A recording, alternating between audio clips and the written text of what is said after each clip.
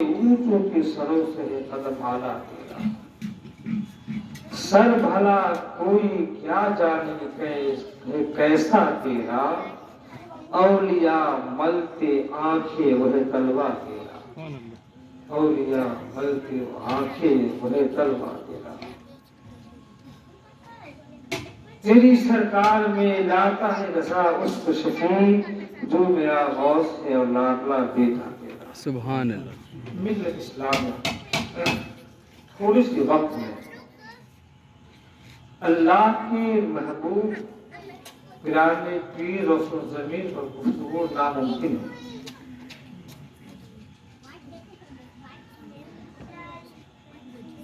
لیکن اس مختصر کے وقت میں آپ کچھ سمجھانے کی کوشش کروں گا کہ اللہ تبارک و تعالیٰ ہم سے وہ وہاں تک بات کو پہنچا دے، آپ سمجھ جائیں۔ تو ولی کون ہوتے ہیں؟ سب سے پہلے سمجھنا ولی کون ہوتے ہیں، ولی کی قوت کیا ہوتی ہے اور ان کا مرتبہ کیا ہوتا ہے۔ ڈکشنری اور لغت کے اعتبار سے ولی کے معنی ہیں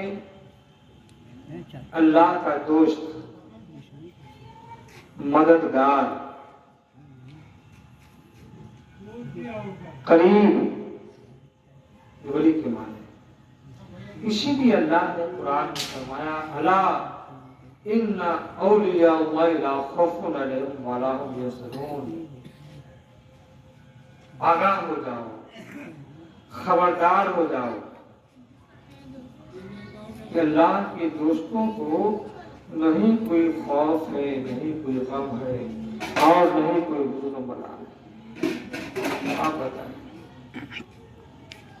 کون کرا ہے؟ اللہ کرا ہے۔ کچھ نہ سمجھ لیتے سب برابر ہے، کہتے ہیں کہ سب برابر ہیں، غوث پاک بھی ہم ہی طریقے سے ہم جیسے ہیں۔ دیکھیے ملت اسلامیہ ان کا مقام بڑا اونچا ہے، ان کی شان بڑی اونچی ہے۔ آپ کے بارے میں نہیں کہا ہے، اللہ نے دوستوں کے بارے میں کہا، کہ لوگوں یہ عام لوگ نہیں ہیں، ہلکے نہ مت لینا، خبردار ہو جاؤ، متنبہ ہو جاؤ، ہوشیار ہو جاؤ۔ کیا مطلب؟ ان سے ٹکرانے کی کوشش مت کرنا، ان سے اپنے ہمسری کا دعویٰ مت کرنا، اپنے جیسے مت سمجھ لینا۔ ہاں یہ بڑے اونچے لوگ ہیں، بڑے ویآئی لوگ ہیں۔ جو آیت کریمہ ہم نے تلاوت کیا ہے نا، اس میں فرماتا ہے اللہ تبارک و تعالیٰ اے ایمان والو اللہ سے ڈرو، سچوں کے ساتھ ہو جاؤ۔ معلوم یہ ہوا کہ قرآن کہہ رہا سچوں کے ساتھ ہو جاؤ، تو معلوم ہوا کہ جھوٹے بھی لوگ ہوتے ہیں۔ یہ سے چھڑ گیا معاملہ، میرا خدا سچا ہے، سچوں کو پسند فرماتا ہے، سچوں سے محبت کرتا ہے۔ کسی اور کا خدا ہوگا جس نے لکھ دیا ہوگا قرآن بھی جھوٹ بول سکتا ہے، امکان ہے کسی نے مان لیا۔ ملت اسلامیہ میرا خدا وہ ہے جو بے عیب ہے، اس کے اندر کوئی عیب نہیں ہے۔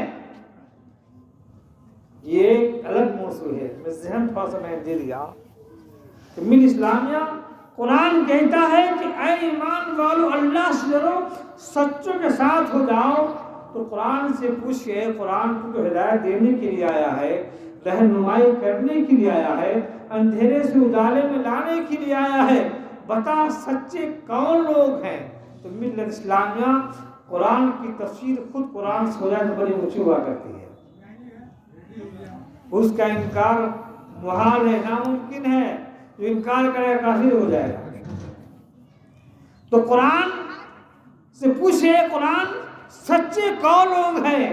تو قرآن کہہ رہا ہے تم النبیین والصدیقین والشہداء والصالحین۔ یہ نا قرآن کا کہ قرآن نبی کی جماعت ہے، قرآن صدیقوں کی جماعت ہے، قرآن سچوں کی جماعت ہے۔ کون ہے؟ صحابہ ہیں، تابعین ہیں، تبع تابعین ہیں، ائمہ مجتہدین ہیں، اور غوث ہیں، اولیاء ہیں، اوتاد ہیں، ابدال ہیں، اور اللہ کے نیک بندے ہیں۔ یہ سچوں کی جماعت ہے ملت اسلامیہ۔ قرآن نے یہ ذہن دیا ہے، قرآن ذہن کے دہلیز پہ دستک دے رہا ہے کہ اے لوگوں تم نجات چاہتے ہو، اے لوگوں تم کامیاب ہونا چاہتے ہو، اے لوگوں تم کامران ہونا چاہتے ہو، تم یہ چاہتے ہو تم یہاں بھی کامیاب رہو، تم وہاں بھی کامیاب رہو، آؤ جاؤ سچوں کے ساتھ ہو جاؤ۔ یہ قرآن نے کہا، یہ اپنی بات نہیں ہے، صرف زبان میری جو میں نے آپ کو کہہ دیا۔ تب سچے کون ہیں؟ نبی ہیں، صحابہ ہیں، تابعین ہیں، تبع تابعین ہیں، ائمہ مجتہدین ہیں، غوث پاک رضی اللہ تعالیٰ عنہ ہے، خواجہ گرین واج رضی اللہ تعالیٰ عنہ ہے، مخدوم شرفہ بہاری ہے، مخدوم سمنانی ہے، کالپی شریف ہے، مہاراجہ شریف ہے، مجدد اعظم امام ظفر بریلوی ہیں، اور کمال الدین یحییٰ منوری ہے، دادا عبدالرحیم رحمت اللہ علیہ۔ یہ سچوں کی جماعت ہے۔ تو قرآن کہتا ہے کہ اے لوگوں ان سے وابستہ ہو جاؤ، تم یہاں بھی کامیاب ہوگے وہاں بھی کامیاب ہو جاؤ۔ سبحان اللہ، سبحان اللہ۔ آپ یہ سچے ہیں یا نہیں ہے؟ اللہ تعالیٰ جھوٹوں سے محبت کرے گا، جھوٹا کو اپنا دوست بنائے گا۔ قرآن تو کہتا ہے لعنت اللہ الکاذبین، کہ جھوٹوں پر اللہ کی لعنت ہے۔ آپ یہ بتائیے، اب معلوم ہو گیا نا کہ سچے کون لوگ ہیں اور جھوٹے کون لوگ ہیں، اور کس سے اللہ ملنے کے لیے کہہ رہا ہے، ان سے جڑنے کے لیے کہہ رہا ہے، ان سے تعلقات کو استوار کرنے کے لیے کہہ رہا ہے، ان سے رابطہ مضبوط کرنے کے لیے کہہ رہا ہے، ان سے نزدیک ہونے کے لیے کہہ رہا ہے۔ تو ملت اسلامیہ ہر زمانے میں، ہر دور میں اچھے لوگ جو ہیں اچھے ہی کو پسند کیا ہے، نہیں کیا ہے؟ فرشتے اچھے ہیں، نبی کو پسند کیے، جھک گئے، اے خبیث اڑ گیا۔ عبادت کا بوجھ ہمارے پاس بہت عبادت ہے، اور اتنے متقی پرہیزگار ہیں، کیا ہوا؟ لعنت کا تو ڈال کر وہاں سے نکال دے گا، اندر تھا نکال دیا گیا۔ تو اچھوں سے بغاوت کیا، اچھوں سے دشمنی کیا، عبادت کا بوجھ ہونے کے بعد ہی نکال دیا گیا۔ آئیے قرآن کے حوالے سے میں آپ کے ذہن میں یہ بات ڈال دوں کہ سچوں سے، اللہ کے دوستوں سے محبت کرنے سے کیا فائدہ ہوتا ہے۔ کچھ لوگ کہتے ہیں اللہ کے ولی کی بارگاہ میں نہیں جاؤ، کجھور شریف نہیں جاؤ، اجمیر شریف نہیں جاؤ، یہ شرک ہو جاتا ہے۔ قرآن تو بلا رہا ہے، یہ ظالم کہہ رہا ہے مت جاؤ۔ ملت اسلامیہ آپ سورہ کہف اٹھا کر دیکھیں، اصحاب کہف کے لوگ تھے، اپنے ایمان کو بچانے کے لیے پہاڑ کی گھاٹیوں میں گئے۔ ایک کتا جو ناپاک جانور ہے ان کے پیچھے پیچھے لگ گیا، قریب 350 سال تک ان کی بارگاہ میں رہا۔ انہوں نے کہا کہ تم میرے پیچھے پیچھے کہاں آ رہے ہو؟ ہم اپنی ایمان کو بچانے کے لیے جا رہے ہیں۔ تو کہا حضور آپ اللہ کے نیک بندے ہیں، ہم آپ کا دامن نہیں چھوڑیں گے، ہاں ہم آپ سے وابستہ رہیں گے، ظالموں کے بستی میں نہیں رہیں گے جہاں ایمان چھوڑا جا رہا ہو۔ تو ملت اسلامیہ ایک کتا جو ناپاک ہے، اللہ کے ولیوں کے محبوبوں کی صحبت اختیار کیا ہے جو جنت میں جا رہا ہے۔ صحبت اس لیے کہا صحبت صالح ترا صالح کنر اور صحبت طالع ترا طالع کنر۔ ایک کتا جنت میں جا رہا ہے تو اٹھا کے دیکھ لیجئے۔ ایک جو ہے نبی کے زمانے میں بلم باؤزہ نام سنیں گے آپ، ہاں بڑا متقی پرہیزگار، مستجاب الدعوات، بڑا عبادت کا بوجھ، جو بھی دعا کرتا اللہ اس کی دعا قبول کر لیتا۔ لیکن معاملہ کیا کیا؟ اللہ کے دوستوں سے پنگا لے لیا، نبی سے ٹکر لے لیا، موسیٰ علیہ السلام کی شان میں گستاخی کرنے لگا تو اللہ نے کہا شیطان تو میرے محبوبوں سے دشمنی کر رہا ہے، تیری ساری یہ بات تم نے نہیں جانا کہ ابلیس کی آواز کو ملامت کر دیا۔ اللہ تبارک و تعالیٰ نے بلام باورا کی ولایت کو چھین لیا۔ تفسیر میں آیا ہے کہ بلام باورا کتا کی شکل جہنم میں جائے گا، وہ کتا اللہ کے ولی سے محبت کر کے جنت میں جا رہا ہے۔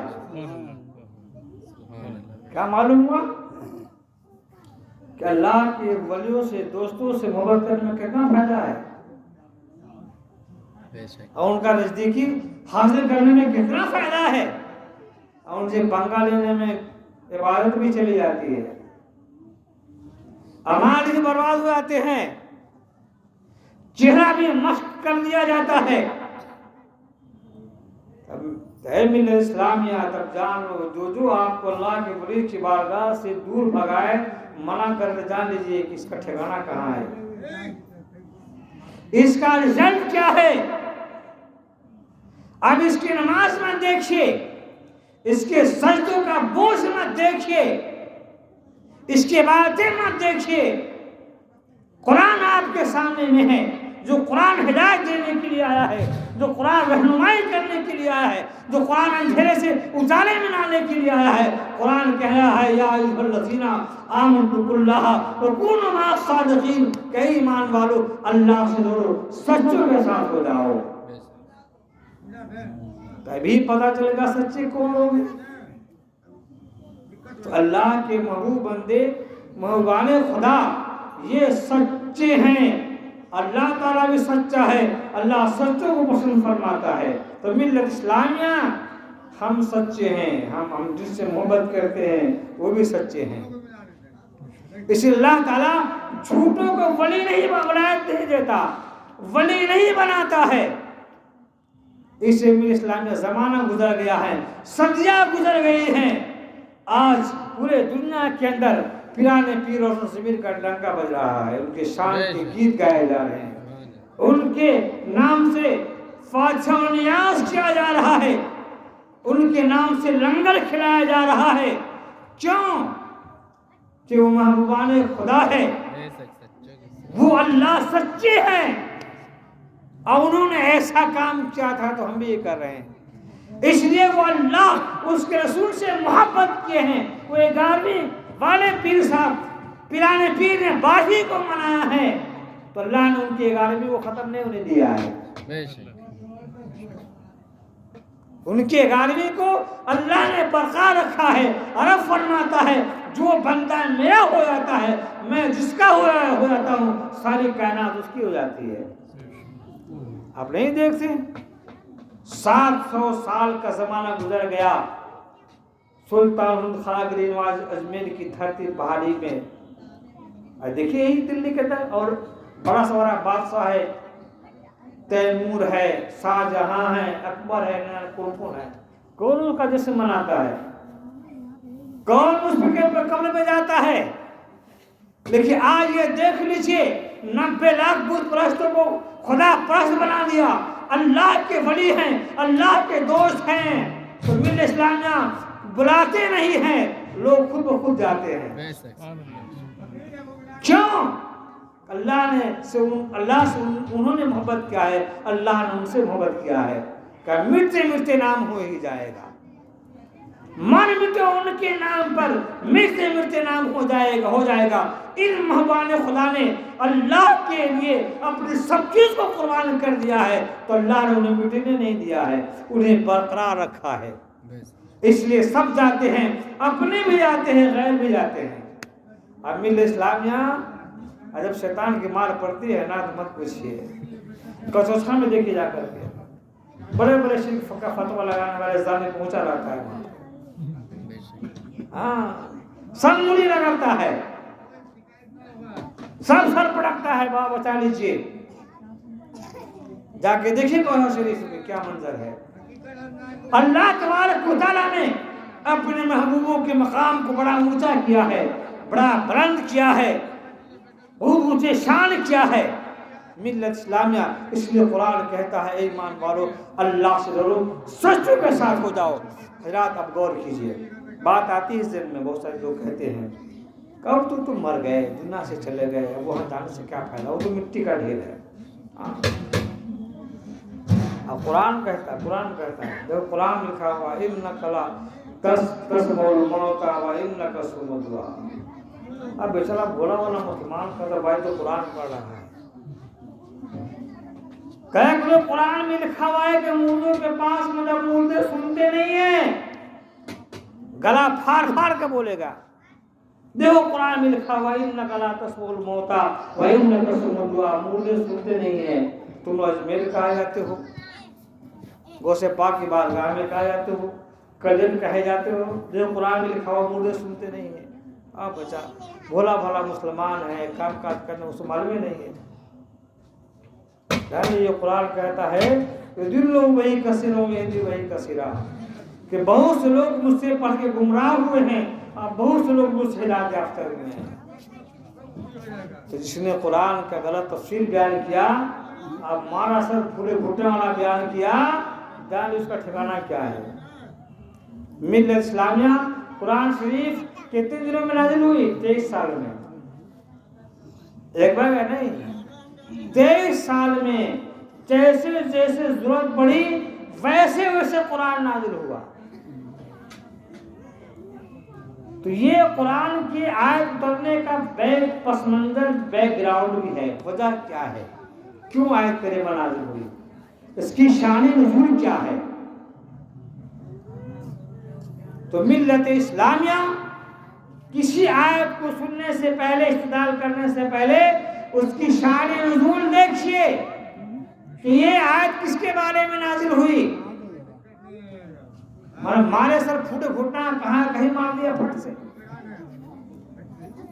انک لا تسمع الموت وانک تسمع الدعاء، آپ تمام مفسرین کی تفسیر اٹھا کر دیکھیے، فرماتے ہیں آقا صلی اللہ علیہ وسلم نے ان مشرکوں کو جو دین کی تبلیغ کے لیے بڑے جدوجہد کے، کوشش کے، دامن اسلام میں نہیں آئے، تو اللہ نے کہا اے حبیب اسے چھوڑ دیجئے، مردے ہیں، آپ ان کو سنا نہیں سکتے۔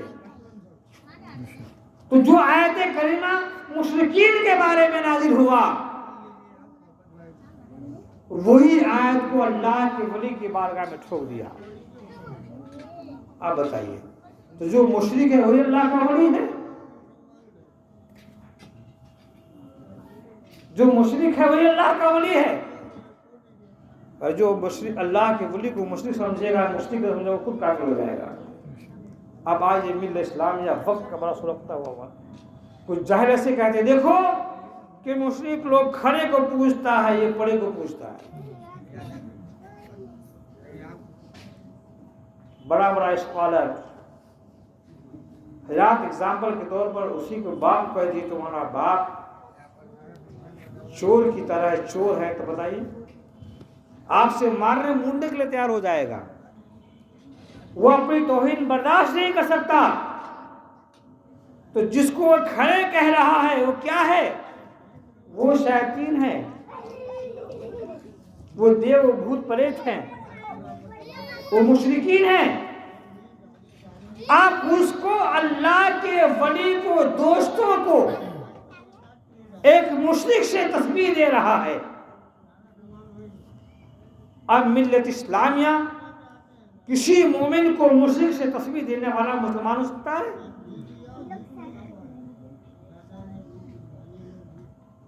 اور سمجھیے کہ پوجنا کس کو کہتے ہیں، پوجنے کی ڈیفینیشن کیا ہے، اس کی تعریف کیا ہے، اس کی پریبھاشا کیا ہے، آپ کو سمجھنا پڑے گا، ورنہ گمراہ ہو جائے گا، آپ کو گمراہ کر دے گا۔ پوجنا کہتے ہیں کہ کسی کو خدا مان کر، خدا سمجھ کر اس کے لیے کوئی خاص عبادت کرنا۔ تو ملت اسلامیہ جاہل سے جاہل آدمی، ان پڑھ آدمی کسی اللہ کے ولی کو خدا کہتا ہے، یا خدا سمجھتا ہے یا خدا کی طرح کہتا ہے؟ علامہ تفسیری رحمۃ اللہ علیہ شرح عقائد میں فرماتے ہیں ظالم یہ کتاب اردو ہی پڑھتا ہے، اس کے نصاب میں بھی شامل ہے۔ شرک ہونے کے لیے، مشرک ہونے کے لیے جو شرک کی ڈیفینیشن ہے فرماتے ہیں الاسمایت الایت، کہ مشرک ہونے کے لیے شرک اسے کہتے ہیں کہ اللہ تبارک و تعالیٰ کی ذات و صفات میں اللہ تبارک و تعالیٰ کی طرح کسی کو سمجھنا کہ یہ خدا ہے یا خدا کے جیسا ہے یا خدا کی طرح ہے، یہ شرک ہوتا ہے۔ اب یہ عقیدہ تو مسلمان کے ماں کے گوشت سے مل جاتا ہے کہ میرا رب وہ ہے جو نرکار، اس کا کوئی آکار نہیں ہے، میرا رب وہ وسیمت ہے، اس کا کوئی سیما نہیں ہے، ولا حد ولا نہایا، اس کا کوئی حد نہیں ہے، اس کا کوئی انتہا نہیں ہے، وہ جانتا ہے۔ اس نے اردو کی پہلی کتاب سب لوگ پڑھیں گے، رب وہ ایک ہے، پاک ہے، بے عیب ہے، اس کے جیسا کوئی نہیں ہے، اسے نیند نہیں آتی، اسے موت نہیں ہے، وہ بے عیب ہے، تمام عیب سے پاک۔ پہلی کتاب میں پڑھ لیا۔ تو آپ یہ بتائیے جب کسی کا یہ ایمان نہیں ہے، ایمان یہ ہے کہ میرا رب وہ ہے جسے موت نہیں ہے، میرا رب وہ اسے نیند نہیں ہے، میرا رب وہ اسے فنا نہیں ہے، میرا رب وہ ہے جسے موت نہیں ہے، تو ملت اسلامیہ تو یہ اس کے عقیدے میں شامل ہے، اس کے ایمانیات میں شامل ہے، یہ عقیدہ اس کے ماں کے گود سے مل جاتا ہے کہ میرا رب وہ ہے جس کا کوئی آکار نہیں ہے، اس کا کوئی سیما نہیں ہے، ولا حد ولا نہایا، اس کا کوئی حد نہیں ہے، اس کا کوئی انتہا نہیں ہے، جس کا حد ہو، جس کا انتہا ہو، وہ تو مخلوق ہوا کرتی ہے۔ تو ملت اسلامیہ اب کوئی بندہ مسلمان مومن کسی اللہ کے ولی کے قبر پہ جاتا ہے تو یہ اس کا عقیدہ نہیں ہوتا کہ یہ خدا لیٹا ہوا ہے، اس کا ایمان نہیں ہوتا کہ خدا جیسا ہے، اس کا عقیدہ نہیں ہوتا کہ خدا کی طرح ہے، یہ ہے کہ اللہ کا ولی ہے، اللہ کا دوست ہے، اللہ کا محبوب ہے، اللہ کا مقرب بندہ ہے، اسے سمجھ کر ان کی بارگاہ میں جاتا ہے، یہ عقیدہ ہوتا ہے۔ ملت اسلامیہ اس لیے مشرک ہونے کے لیے یہ تعریف آپ کو جانا پڑے گا۔ اس لیے کسی کو کسی کے برابر سے، جیسے آپ کہتے ہیں ہماری بیوی ہمارے شریک حیات ہے، کیا مطلب؟ جب تک ہم زندے وہ ہمارے شریک حیات زندگی پر، تو اللہ تبارک و تعالیٰ کو کوئی شریک نہیں سمجھتا، خدا کے برابر نہیں سمجھتا، خدا جیسا نہیں سمجھتا ہے، تو مشرک کیسے ہو سکتا ہے؟ اگر کسی مومن پر اگر کسی نے کہہ دیا کہ یہ اللہ کی طرح سمجھا ہے، اللہ کی طرح کسی نے مانا ہے اور اس کا ایمان ایسا نہیں ہے، تو ایسا کہنے والا خود مشرک ہو جائے گا۔ خود فائدہ ہے کہ کسی مومن کو مشرک سمجھنا اس کو کفر خود اس کی طرف لوٹ آتا ہے، جب تو اہل کفر اس کی طرف خود لوٹ آتا ہے۔ ملت اسلامیہ قرآن حدیث کے اعتبار سے اب یہ سوال یہ پیدا ہوتا ہے کہ اللہ کے ولی کی بارگاہ میں جانا یا چاہیے نہیں جانا چاہیے؟ اللہ کے ولی کی بارگاہ میں جانا ہے کہ نہیں جانا ہے؟ تو ملت اسلامیہ اللہ کے نبی امام الانبیاء تاجدار انبیاء سرفریق المقام سید عالم صلی اللہ علیہ وسلم ہر سال شہداء احد کی قبر پہ جاتے تھے۔ اس میں جتنے صحابہ کرام تھے اور صحابہ کرام ولی ہیں، اللہ کے دوست ہیں، محبوبان خدا ہیں، قرآن شریف ہے، رضی اللہ عنہ، اللہ ان سے راضی ہے، وہ اللہ سے راضی ہے۔ ایسا ہے یا نہیں ہے؟